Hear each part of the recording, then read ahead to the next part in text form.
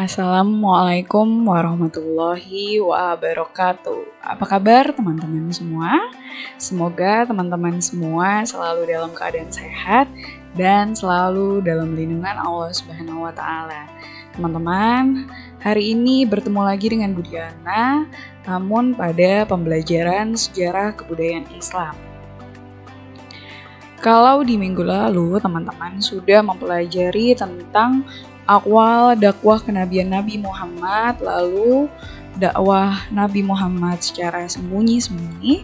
Pada pembahasan di minggu ini, kita akan mempelajari tentang dakwah Nabi Muhammad secara terang-terangan. Teman-teman, seperti yang sudah kita ketahui bersama bahwa Nabi Muhammad SAW itu berdakwah secara sembunyi-sembunyi selama 3 tahun lamanya. Lalu kemudian di tahun keempat, Allah menurunkan Quran Surat Al-Hijr ayat 94 dan memerintahkan Nabi Muhammad berdakwah secara terang-terangan. Berdasarkan perintah Allah tersebut, akhirnya Nabi Muhammad memulai berdakwah secara terang-terangan. Dakwah Nabi Muhammad SAW ini disampaikan tidak hanya kepada keluarganya, kerabatnya, ataupun sahabatnya, tetapi juga kepada masyarakat umum, terutama kepada masyarakat Mekah atau kepada penduduk Mekah yang pada saat itu masih menyembah berhala. Saat Rasulullah berdakwah secara terang-terangan, Rasulullah ini merasa optimis dan Rasulullah merasa yakin bahwa Abu Thalib pamannya akan selalu membela Rasulullah dalam berdakwah. Rasulullah secara terang-terangan berdakwah pertama kali dilakukan di Bukit Safa. Dalam dakwahnya, Rasulullah menjelaskan bahwa tidaklah aku diutus oleh Allah Subhanahu wa taala melainkan untuk mengajak mereka menyembah Allah Subhanahu wa taala dan meninggalkan berhala. Kemudian kaum kafir Quraisy yang mendengar dakwah Nabi Muhammad tidak percaya sama sekali. Bahkan mereka mendustakannya, mengejek dan juga melempari Nabi Muhammad dengan batu dan juga kotoran. Nah, di antara orang-orang yang mendustakan itu adalah Abu Lahab dan istrinya serta Abu Jahal. Kemudian Abu Lahab itu berkata kepada Nabi Muhammad seraya marah-marah dan memaki, "Celakalah engkau Muhammad, untuk inikah kamu mengumpulkan kami?" Nah, kemudian mendengar ucapan Abu Lahab tersebut, Nabi Muhammad seketika terdiam, lalu Allah turunkanlah Al-Quran Surat Al-Lahab ayat 1 sampai dengan 5.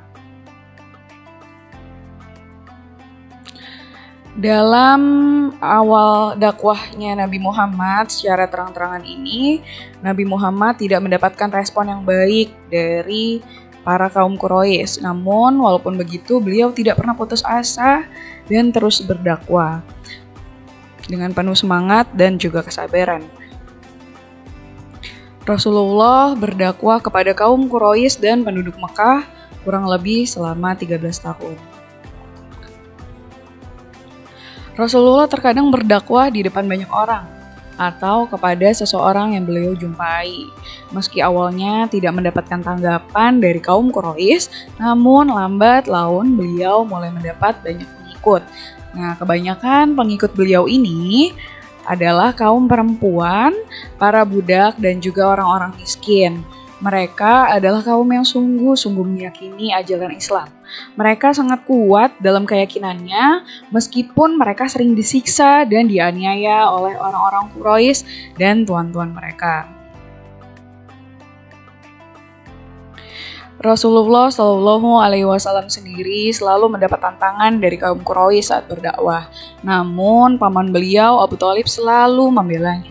Meskipun sejak memulai dakwah secara terang-terangan beliau mendapatkan tantangan dan juga cobaan yang sangat berat, beliau tidak pernah gentar dan putus asa. Dan alhamdulillah, semakin kesini semakin banyak orang-orang yang percaya terhadap seruan Nabi Muhammad SAW. Nah, teman-teman, sampai di sini kita sudah selesai belajar tentang dakwah Nabi Muhammad secara terang-terangan. Dari penjelasan yang Budiana sampaikan tadi, semoga bisa dipahami dengan baik dan dengan mudah oleh teman-teman. Dan semoga kita juga mendapatkan berkah pada pembelajaran kita di hari ini. Nah, akhir kata Budiana sudahi pembelajarannya pada hari ini dengan membaca hamdalah. Alhamdulillahirabbil alamin. Teman-teman, sampai di sini pembelajaran pada hari ini. Kurang lebihnya Budiana mohon maaf. Wabillahi taufik wal hidayah. Wassalamualaikum warahmatullahi wabarakatuh.